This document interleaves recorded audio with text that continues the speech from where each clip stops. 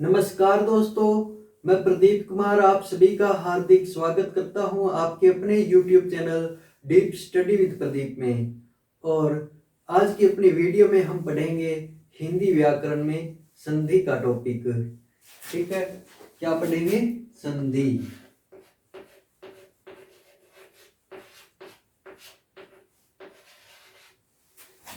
संधि की अगर हम बात करें तो संधि का शाब्दिक अर्थ क्या होता है? मेल, यानी कि मिलना या फिर जुड़ना।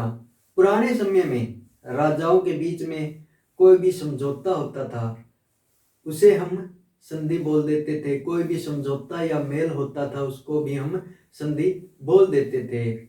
और रात और दिन के मेल यानी कि संध्या, शाम का जो समय होता है उसको भी हम संधि या संध्या बोल देते हैं। इसी प्रकार से व्याकरण के अंदर भी दो शब्दों के वर्णों के मेल को हम क्या कहेंगे? संधि कहेंगे। ठीक है, संधि किसे कहते हैं चलिए समझते हैं। संधि, संधि के अगर शाब्दिक अर्थ की अगर हम बात करें तो क्या होता है शाब्दिक अर्थ? मेल, यानी कि जुड़ना या फिर बंधन भी हम इसको कह सकते हैं। वर्णों का बंधन, वर्णों के मिलने से जो नई ध्वनि या फिर नया विकार उत्पन्न होता है उसे हम संधि कहते हैं। संधि शब्द का शाब्दिक अर्थ क्या है? मेल, यानी कि मिलना या फिर जुड़ना। किस प्रकार से यहाँ पर मिलन किन किन का होता है? तो दो अक्षरों या फिर वर्णों का मिलन होता है। शब्दों के जो वर्ण होते हैं उनका मिलन क्या कहलाता है? अपने संधि कहलाता है। ठीक है, इस प्रकार से आइए हम समझते हैं। जैसे कि यहाँ पर शब्द है एक विद्या प्लस आल्य। ठीक है, यहाँ पर क्या है? दो शब्द है, विद्या और आल्य। तो विद्या के अंदर वर्ण कौन सा है? इस शब्द का वर्ण, ये जो लास्ट में है ना, इसमें क्या है? आवर्ण है। क्या है?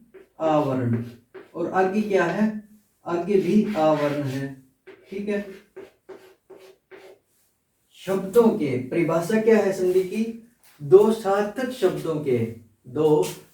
शब्दों के वर्णों के मिलने पर जो नया विकार उत्पन्न होता है, उनके मिलने पर जो नई ध्वनि उत्पन्न होती है, जो नया शब्द जो बनता है उसे हम संधि कहते हैं। दो सार्थक शब्दों के, ये क्या है? एक और दो, ये दो शब्द हैं। इनके वर्ण कौन से होंगे? इस शब्द का तो लास्ट वाला वर्ण और इस शब्द का प्रथम वर्ण। इन दोनों के मिलने पर एक नया शब्द बन जाएगा। क्या बनेगा? विद्यालय। इसको हम डिटेल से पढ़ेंगे अब आगे, जब हम स्वर संधि करेंगे उस समय इसको हम डिटेल से करेंगे। यह दीर्घ संधि का नियम है, उदाहरण है दीर्घ संधि का, तो उसे हम आगे पढ़ेंगे जब दीर्घ संधि करेंगे। यहाँ पर सिर्फ संधि की परिभाषा समझिए। ठीक है, दो शब्दों के वर्णों के मिलने पर जो नया विकार उत्पन्न होता है, जो नया शब्द बनता है, उसको हम संधि कहते हैं। ठीक है, संधि किसे कहते हैं? तो दो शब्दों के वर्णों के मिलने पर जो नया शब्द बनता है या जो नई ध्वनि उत्पन्न होती है या जो नया विकार उत्पन्न होता है उसे हम संधि कहते हैं। ठीक है, समझ आ गया? संधि का शाब्दिक अर्थ क्या होता है? तो मेल, यानी कि जुड़ना। दो सार्थक शब्दों के वर्णों के मिलने पर जो नया विकार उत्पन्न होता है या फिर जो नई ध्वनि उत्पन्न होती है उसे हम संधि कहते हैं। मोटी मोटी अगर संक्षेप में, शॉर्टकट में अगर हम बात करें तो वर्णों का मेल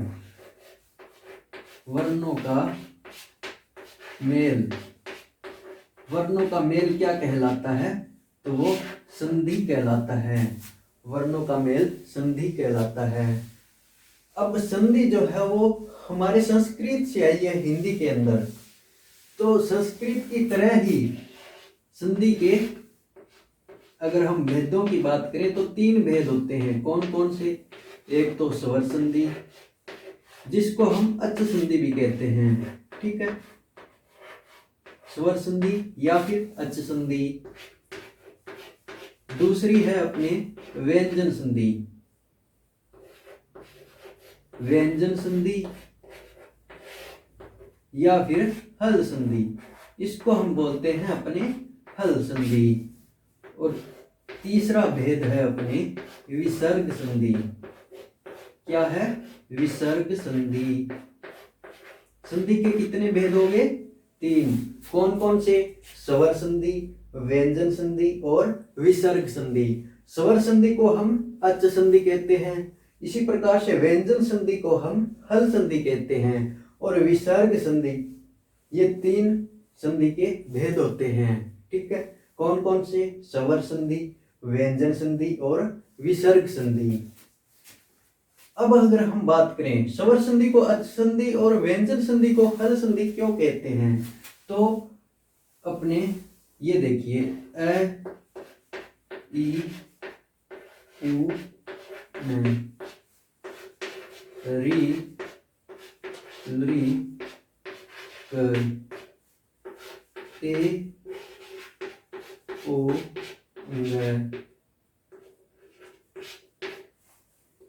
आई औ और च।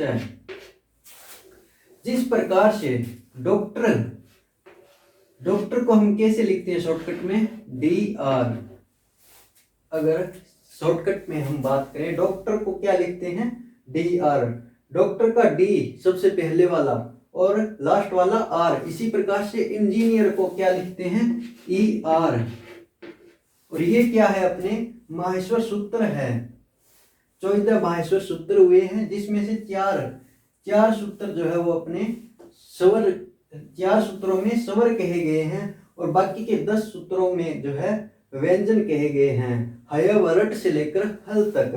तो अ ई उन से लेकर आई औच तक अपने स्वर कहे गए हैं। तो इनका जो संक्षिप्त रूप जो है अ से लेकर च तक, इनमें सारे स्वर आ जाते हैं। जिस प्रकार से डॉक्टर के अंदर DR लिखने पर पूरी जो बीच में जो इनके अक्षर बच गए वो कवर हो जाते हैं, इंजीनियर के अंदर ER लिखने पर पूरा इंजीनियर जो है कवर हो जाता है। उसी प्रकार से अ और च ये दोनों मिल जाए ना, तो इसके अंदर पूरे स्वर आ जाते हैं, अ ई उ री ली ए ओ आई औ।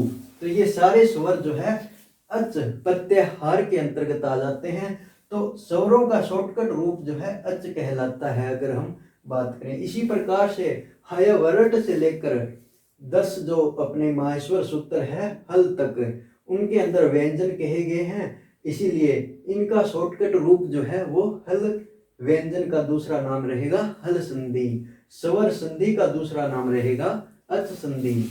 अब आगे अगर हम बात करें स्वर संधि के भेदों की, ठीक है, संधि किसे कहते हैं? अगर संक्षेप में बात करें तो हम वर्णों के मेल को संधि कहते हैं। वर्णों के मेल से जो नया विकार उत्पन्न होता है, जो नई ध्वनि उत्पन्न होती है, उसे हम संधि कहते हैं, ठीक है। और आगे अगर हम बात करें स्वर संधि की, स्वर संधि की, तो इसमें क्या होगा? स्वर संधि या फिर अच् संधि, इसमें क्या होगा? दो स्वर वर्णों के मिलने पर जो नया विकार उत्पन्न होता है या फिर जो नई ध्वनि उत्पन्न होती है, उसे हम स्वर संधि कहते हैं। अब स्वर संधि के मुख्य 5 भेद होते हैं। कितने होते हैं? तो मुख्य 5 भेद होते हैं। कौन कौन से? तो दीर्घ संधि, दूसरी है अपने गुण संधि, तीसरी आ गई अपनी वृद्धि संधि, चौथी आ गई अपनी यण संधि, और 5वीं है अयाधी संधि।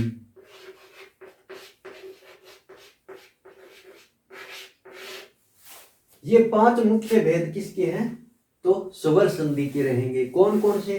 दीर्घ संधि, गुण संधि, वृद्धि संधि, यण संधि और अयाति संधि। इसके अलावा 3 और भी है जो अपने मुख्य नहीं है, हिंदी के अंदर उनको नहीं गिना जा सकता और ना ही वो हिंदी के एग्जाम्स के अंदर आती है, ज़्यादातर संस्कृत में आती है। कौन कौन सी? तो प्ररूप संधि और पूर्व रूप संधि और प्रकृति भाव संधि। कौन कौन सी? प्ररूप संधि, पूर्व रूप संधि और प्रकृति भाव संधि। ये भी अपने स्वर संधि के भेद है 3 और अन्य भेद। और मुख्य अगर हम बात करें हिंदी के अंदर, अगर आपसे पूछा जाए कि स्वर संधि के मुख्य कितने भेद हैं, तो हम 5 अपना आंसर लगा कर आएंगे। तो कौन कौन से हैं? दीर्घ संधि, गुण संधि, वृद्धि संधि, यण संधि और अयाधि संधि। अब हम सबसे पहले करते हैं दीर्घ संधि। ठीक है, कौन सी करते हैं? दीर्घ संधि। दीर्घ संधि, दीर्घ का क्या अर्थ है? यानी कि बड़ा होना या फिर दीर्घ, हर्षों स्वरों का दीर्घ होना, हर्षों स्वरों का दीर्घ होना। अब हर्षों स्वर जैसे कि अ है, ई है, ऊ है और अपनी री है। ठीक है, तो इनके आगे अगर हर्षों या स्वर, ये जो है हर्षों या फिर दीर्घ के आगे अगर हर्षों या दीर्घ आए, हर्षों या फिर दीर्घ आए, तो इनका दीर्घ होना क्या कहलाता है? दीर्घ संधि कहलाता है। दीर्घ संधि में क्या नियम होगा? अगर हर्षों स्वर के आगे हर्षों या फिर दीर्घ स्वर रहेंगे, हर्षों या दीर्घ स्वर के आगे हर्षों या दीर्घ स्वर रहेंगे, समान स्वर रहने चाहिए। जैसे कि अ और आ के बाद, अ और आ के बाद आगे भी समान स्वर हो, यानी कि अ और आ ही हो, तो इनका दीर्घ हो जाएगा। इनका दीर्घ रूप क्या होगा? तो आ जो है इनका दीर्घ रूप बन जाएगा। इसी प्रकार से ई और ई के आगे अगर ई या फिर ई हो तो इनका भी दीर्घ रूप बन जाता है, यानी कि ई, बड़ी ई जो है इनकी बन जाती है। इसी प्रकार से ऊ या फिर ऊ के आगे, ऊ या फिर ऊ के आगे ऊ या फिर ऊ हो तो बड़ा ऊ बन जाएगा। री या फिर री के आगे, री या फिर री के आगे री या फिर री आए तो इनका भी दीर्घ री बन जाता है। ठीक है, दीर्घ संधि का क्या नियम है? अगर हर्षों या दीर्घ के आगे, हर्षों या फिर दीर्घ स्वर के आगे समान स्वर रहने पर, ठीक है, समान स्वर रहने पर अपने दीर्घ हो जाता है। मान लीजिए इधर अ है और आगे भी अ है। ठीक है, जैसे कि यहाँ पर अ है और आगे भी अ है, तो क्या हो जाएगा? इसका दीर्घ हो जाएगा, यानी कि आ बन जाएगा। इसी प्रकार से इधर अ है और आगे भी आ है, तो क्या बनेगा? दीर्घ हो जाएगा, यानी कि आ बन जाएगा। मान लीजिए इधर आ है और आगे अ है, तो क्या बनेगा? फिर भी दीर्घ हो जाएगा, यानी कि आ हो जाएगा। इधर आ है और आगे भी आ है, तो क्या बनेगा? फिर भी दीर्घ बन जाएगा। यानी कि दीर्घ संधि का नियम क्या कहता है? समान स्वरों के रहने पर, हर्षों या फिर दीर्घ स्वरों के रहने पर दीर्घ हो जाता है उन स्वरों का। जैसे कि अ और आ के आगे अगर अ या आ हो तो आ हो जाएगा। ई और ई के आगे अगर ई या ई आए तो दीर्घ ई हो जाएगी। ऊ या ऊ के आगे अगर ऊ या ऊ आए तो दीर्घ ऊ हो जाएगा। इसी प्रकार से री या फिर री के आगे री या री आए तो दीर्घ री हो जाएगी। आइए अगर आगे हम पढ़ते हैं अपनी पहली कंडीशन को इस प्रकार से। तो यहाँ पर क्या है? अ है और यहाँ पर क्या है? अ है। अब शब्द देखिए, शब्द ही देख लीजिए आप। श ब द प्लस अ र थ अर्थ। यहां पर क्या है, शब्द के अंदर अंतिम वर्ण क्या है, तो द के अंदर है ए, ठीक है, और आगे क्या है, अर्थ के अंदर ए। अब नियम क्या कहता है, ए और ए, नियम क्या कहता है, ए और ए मिलेंगे तो आ बन जाएगा, ठीक है। तो ए और ए मिले तो क्या बन गया, आ बन गया, ठीक है, क्या बन गया, आ बन गया।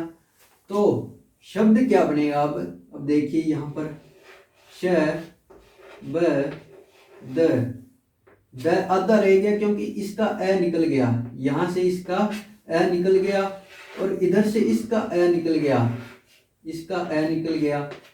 ये दोनों मिले तो क्या बना, आ बना। अब फिर आ यहाँ पर आएगा और पीछे क्या रहा है, रथ। अब इनको अब हम अगर जोड़ें तो क्या बन जाएगा, श ब द के अंदर आ जुड़ेगा तो आ की मात्रा आ जाएगी द के अंदर, तो स ब दा थ। तो नया शब्द क्या बन जाएगा, शब्दार्थ। परिभाषा क्या थी संधि की, शब्दों के वर्णों के मिलने पर शब्द, ये दोनों शब्द है, इन दोनों के वर्णों के मिलने पर जो नया शब्द बनता है, इन वर्णों के मिलने पर जो नया शब्द बनता है या फिर जो नई ध्वनि उत्पन्न होती है या फिर जो नया विकार उत्पन्न होता है, उसको हम क्या कहते हैं, संधि कहते हैं। जैसे कि शब्द प्लस अर्थ, यहाँ पर ए है, यहाँ पर भी ए है, ये दोनों मिले आ बन गया, तो नया शब्द क्या बन जाएगा, शब्दार्थ। इसी प्रकार से यहाँ पर देखिए एक और शब्द ले लेते हैं अपने, जैसे कि हिम प्लस आल्य।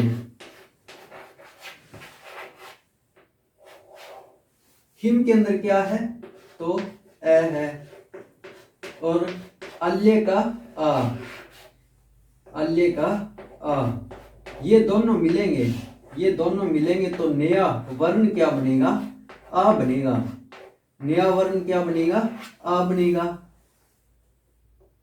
पहले शब्द का तो अंतिम वर्ण जुड़ता है और बाद वाले वर्ण शब्द का प्रथम वर्ण यानी कि पहला वर्ण जुड़ेंगे।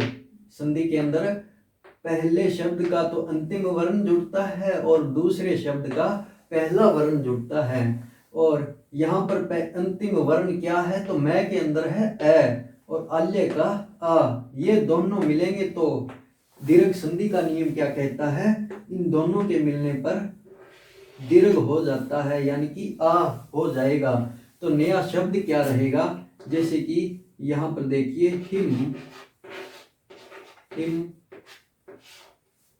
अब हिम का ए और आल्य का आ, ये दोनों मिले तो आ बना दिया, क्या बन गया, आ, और पीछे क्या रहा है, यहाँ पर ले, तो नया शब्द क्या बन जाएगा, ही, मैं के अंदर आ की मात्रा आ जाएगी, ही मा ले, ठीक है।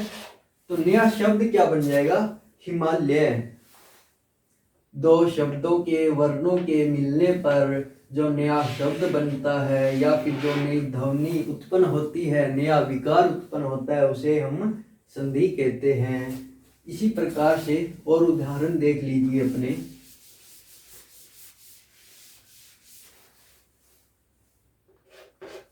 विद्या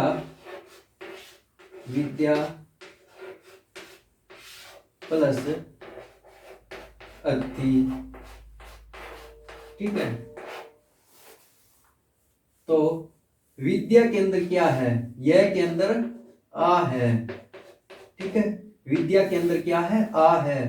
आगे अर्थी के अंदर क्या है, ए, तो ये दोनों मिलेंगे तो नया वर्ण क्या बनेगा, आ बनेगा, और नया वर्ण आ बनेगा तो एक नई ध्वनि उत्पन्न होगी या फिर नया शब्द बनेगा, वो क्या बनेगा, तो यहाँ पर देखिए विद्या का आ निकल गया, यहाँ पर पीछे रह गया सिर्फ विद्या। विद्या का आ निकल गया और अर्थी का ए निकल गया। ये दोनों मिलकर एक नया वर्ण बनाएंगे आ, वो यहाँ पर आ जाएगा और पीछे क्या रहा वी। तो नया शब्द क्या बन जाएगा वी द। यह के अंदर आ की मात्रा आ जाएगी या विद्या थी। तो नया शब्द क्या बन जाएगा विद्यार्थी। संधि की परिभाषा भी यही थी कि शब्दों के वर्णों के मिलने पर जो नया शब्द बनता है या फिर जो नई ध्वनि उत्पन्न होती है उसे हम संधि कहते हैं। और स्वर संधि की क्या थी, तो दो स्वरों के मिलने पर जो नया शब्द बनता है या फिर जो नई ध्वनि उत्पन्न होती है उसको हम स्वर संधि कहते हैं। यहाँ पर देखिए इधर भी स्वर है और इधर भी स्वर है, तो दोनों स्वर मिले तो एक नया वर्ण बन गया और एक नया विकार उत्पन्न किया इसने मिलकर दोनों शब्दों से, तो वो क्या कहलाई अपने स्वर संधि कहलाई। और स्वर संधि के अंदर दीर्घ संधि का क्या नियम था, हर्षों या फिर दीर्घ स्वरों के समान हर्षों स्वर हो आगे और पीछे, हर्षों या फिर दीर्घ हो तो नया वर्ण कौन सा होगा, वो दीर्घ होगा। इसी प्रकार से और उदाहरण देखिए अपनी विद्या प्लस अल्य। विद्या प्लस अल्य, ठीक है। तो यहाँ पर विद्या के अंदर आ है, यह के अंदर कौन सा वर्ण है आ है और अल्य का आ, ये दोनों मिले तो नया वर्ण क्या बनेगा आ बनेगा। नया वर्ण क्या बनेगा आ बनेगा। और नया शब्द क्या बनेगा फिर विद यह का आ निकल गया और अल्य का आ निकल गया। इन दोनों के मिलने पर एक नया वर्ण आया, क्या आया आ। नया वर्ण क्या आया आ और पीछे क्या रहा है ले।